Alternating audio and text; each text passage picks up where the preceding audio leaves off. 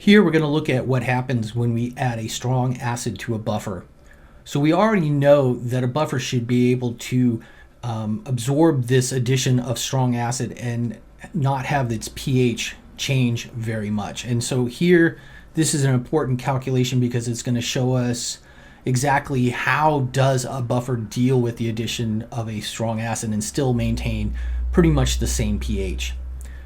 Here I've given you a solution of a weak acid, acetic acid, and its conjugate base, acetate. I've told you their initial concentrations and I've told you how much of the solution I have. And then we are adding a strong acid to it, in this case our HCl solution. We're adding 10 milliliters of that. And so we want to find out what the pH is going to be after this addition. What are the pieces of information I need to know is the pKa of the acid, so that's either given or I look it up.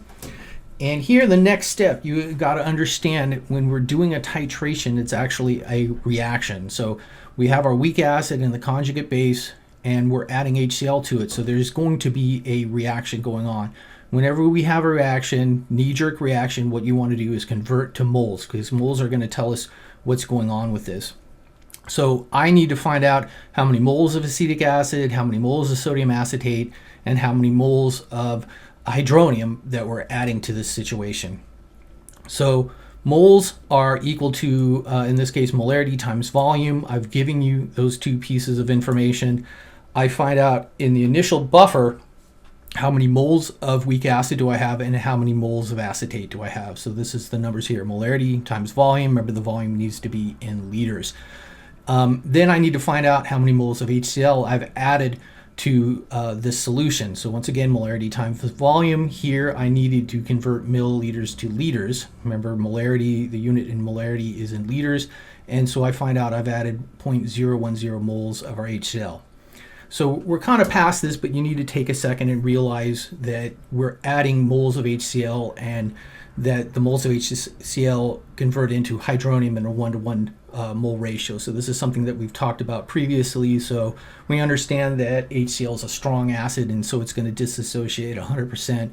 So if we put in 0.01 moles of HCl, it's going to turn into 0.01 moles of hydronium. And it's actually the hydronium that we're using in this case. So now we got to understand what happens, what's kind of the mechanism that goes on when we add this strong acid. So it's kind of like a motor where these gears are moving, and so we are affecting the equilibrium that is present in this case. So we had our weak acid, we have the conjugate base, and before we added the strong acid, it had reached equilibrium, and so it had a constant pH. But now we are adding in one of the species that's involved in this equilibrium. So we are adding more of our hydronium to the situation. So Le Chatelier's principle says that if we're adding in a product, the equilibrium is going to shift to the left. So if we're adding hydronium, the equilibrium is going to shift to the left. As we shift to the left, we're going to be using up the conjugate base, acetate, and we're going to be making the weak acid, acetic acid. How much? Well, we need to look at the reaction. And so here, all the reactants and all the products are have the stoichiometry of 1. So there's a 1-to-1 mole ratio.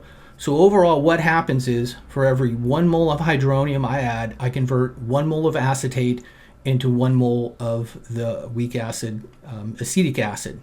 And so now what we need to do is formally do the calculation where we want to figure out how many moles of our conjugate base and how many moles of our weak acid are left after we added in this extra hydronium.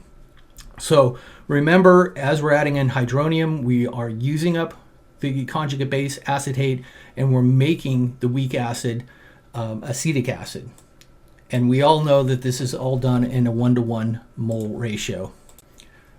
So as we add in hydronium, we use up our conjugate base. So we have a certain number of moles of our conjugate base initially, and we're adding in hydronium. The hydronium uses that up. So if I want to find out the number of moles of acetate, our conjugate base, left over after the addition of HCl, I do a subtraction because I know that the hydronium is using up my conjugate base.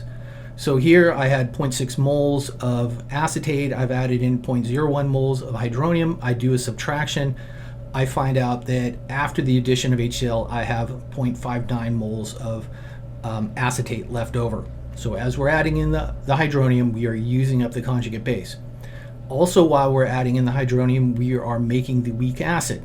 So I know how many moles of acetic acid I'm starting with. I know how many moles of hydronium I've added. It's all a 1-to-1 mole ratio, but in this case, this is a positive because we're making our weak acid. As we're adding in hydronium, we're using up the conjugate base and we're making acid. So I started with 0.7 moles of acetic acid. Now I've added in 0.01 moles of hydronium. When I'm done, the number of moles of acetic acid that we have is 0.71 mole. So remember, we're using up the conjugate base acetate, so that's why there's a negative here, and then we're making our weak acid, acetic acid, that's why there's a positive here. So when I'm done, after I've shifted this, so now we have used up the hydronium that we have added through the addition of a strong acid. Remember, if I have an amount of weak acid and a conjugate base, I want to use the Henderson-Hasselbalch equation.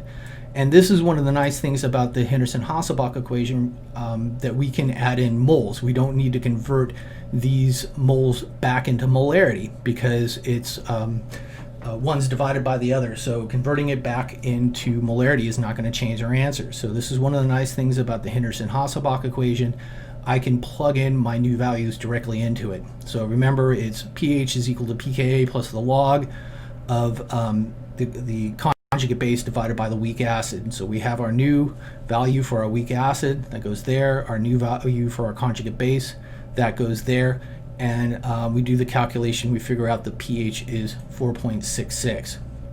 So now, if we do a comparison, we can see how effective our buffer was. So if you go back and look at the pH of the initial buffer solution, so before we added HCl, the pH would have been 4.67. So after adding in 10 milliliters of strong acid, our pH is only decreased by 0.01 pH value. So it's not very much. So even though we've added in a strong acid, our pH has not changed very little. And that's, like we explained before, that's because we have a conjugate base inside of our solution that can react with our strong acid.